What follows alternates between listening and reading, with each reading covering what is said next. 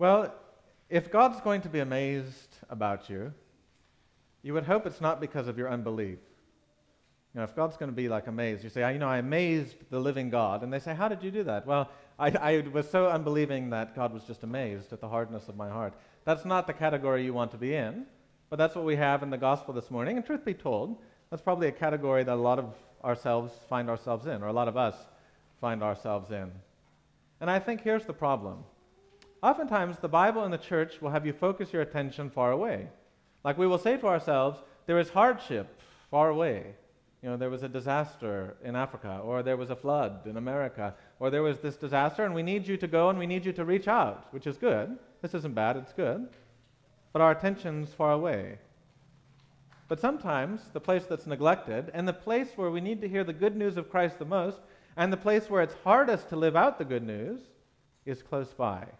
And not even merely in our neighborhood or our towns, but intimately where we live, with our families, with those who know us the best, with those who are most familiar with us. Because isn't it the case that the people who are struggling to hear the word of Jesus today aren't people that don't know him? That's sometimes what happens. They're the people that have never heard of him, or they say, who's this guy coming from Galilee? Or they're like, who's this crazy guy? That's a different case. But the people who are struggling this morning are the people who know him the best. They are the people that are the most familiar with him.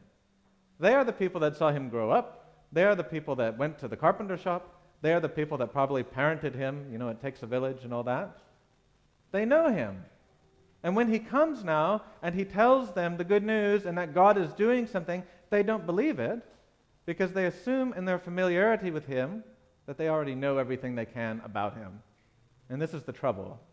That familiarity, or in our familiarity, it's easy to dismiss because we think we already know. So this can be the case when it comes to our life with God, that in our familiarity we say, well, what else can there be? I've been a Christian, or I've been in the church, and it just seems like business as usual. And so in our familiarity we dismiss what's possible for God to do among us. But it's also the case that this happens among the most intimate relationships of our lives, in our families, for example. And we say, look, I've lived with this person for 20 years, and I basically know all their tricks. I know all the things about them. I know everything I can. And so rather than allowing for something new, we simply say, there's nothing new, and we dismiss. And this is very common. So the challenge isn't, how is it that we hear the gospel far away? How is it that we get sent and we say, yes, we will go to the ends of the earth and we will do God's work? The challenge today is, in the most familiar places where we seem to know people the best and where we have the hardest time, especially in our familiarity, which breeds contempt, as the old saying says, how is it that we can hear good news not only among ourselves, but in our life with God? So this is the challenge. And I would wager that the hardest place to be a Christian isn't far away, but it's among the people that know you the best. And one of the reasons is because when we live with people, we can't hide who we actually are. Most of the time at work or when we come to church, we kind of have our public persona and we have a little bit of distance and we can say, this is who I am, and I dress to succeed and I work to succeed, and everyone sees me and they say, that's a nice guy. But then they say, well, you should live with him and see what he's really like. There used to be a magnet on one of my relatives' fridges that said, if you think it's hard to be a saint, try living with one. It's even harder. But this is the case, right? The people that we are with, they know us most intimately, and so they know the fragility, they know the weaknesses, they know the darkness, and they know the ugly things that we don't want other people to know about. And this is just the truth. And so this is where the good news of Christ speaks. This is where there's the possibility of life in these hard places. Because you'll notice that the strand that's kind of going through the readings today is, my power is made perfect in weakness. Not that you have to be strong, not that you have to have your act together, not that everything is on you, but that God says, don't pretend or don't act. My power is made perfect in these places. The places of darkness, the places of weakness, the places of fragility, and the like. Because you'll notice, when Jesus sends the apostles, or when he sends out the disciples, and the word apostle merely means sent, the sent one. So it's just a shorthand to say the one who is sent by God, right? So everyone has a kind of apostolate or an apostolic mission where God sends you, wherever that might be. He doesn't send them to the places of government. He doesn't say, go to the governor's house and speak truth to power. He doesn't say that. He doesn't say, go to the synagogue and shape them up. He doesn't say that. He doesn't say, go to the marketplace and give them a word from God. He doesn't say that. He says, go to their homes. And if they receive you in the home, then stay with them, and if they don't, then the shaking of the dust off the feet. You'll notice that the churches began not in buildings. The Apostle Paul didn't say, all right, everyone in Corinth, we're going to have a capital campaign, and I'm going to build a church, and then you all can come to it. Rather, what he said is, I'm going to find a home that will welcome me, and in the home, we will build faith. And so this has been our Grant year with the Psalms and the Psalmody and the Psalters. And by the way, there's going to be a great free lunch after church, if you're able to stay, to celebrate this year we had. And the whole point of that project was asking someone else to give us money, which they did, so that we could spend a year asking the question, can we develop new disciplines of prayer in the home? The disciples didn't go anywhere but to people's houses, because they knew that was the place where faith had to take root if it was going to take root in the other places. It's not that God wasn't interested in having the good news happen in the market, in the government, in the other places, but it had to start in the home and then go to these places. And so the challenge for you, whether you live by yourself, whether you live in a mixed family, whether you live with children, whether you live with whoever, how will faith take root in your house so that the good news of Christ can be spoken there, among those people? Because this then becomes the place where we practice our faith the most and where it becomes the hardest to practice our faith. Because again, these are the people we're most familiar with. These are often the people who have hurt us the most. These are often the people that annoy us the most. I mean, we can be honest about that because we're always with these people, but this is the place where the good news uncovers new possibilities of life, new possibilities of humility, new possibilities of joy, new possibilities of peace, and the like. And in case you say, well, it can't happen here, then you can hear Paul say again, my power is made perfect in weakness. If you say, we can't do that, our family's not religious enough, we don't pray enough, we don't know the Bible, we can't do that. My power is made perfect in weakness. So there's really no getting out of it.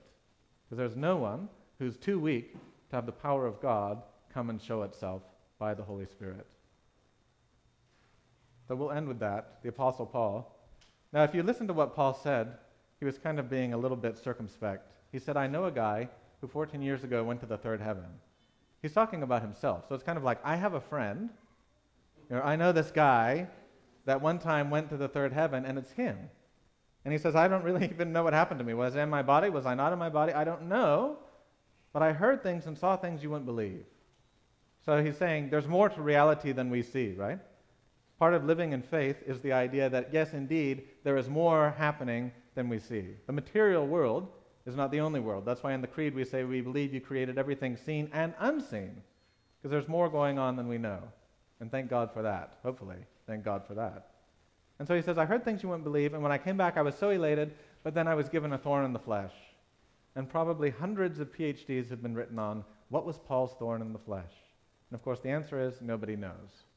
But something was given to him, a voice of doubt, a physical illness, a mental illness. Something was given to Paul that kept him grounded, that reminded him that what he saw wasn't about him, but was about God's power and God's love.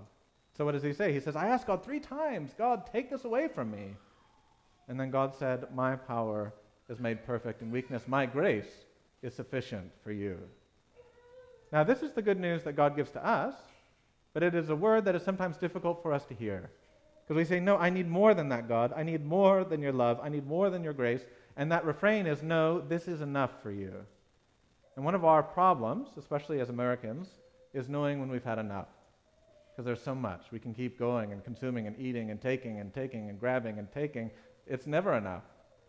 But then we hear this word from God saying, no, this is enough. I will give you enough for today. I will give you enough for today. When we were at our grant meeting in Michigan, we're in this huge church, and right when they're about to read the gospel, all the power goes out. There was all the heat in the Midwest and all that. The power goes out, and the person gets up to read the gospel, and it's the reading from Matthew where Jesus says, do not worry about tomorrow. Today will have enough trouble of its own. And everyone started laughing. They're like, yes, it does have enough trouble of its own.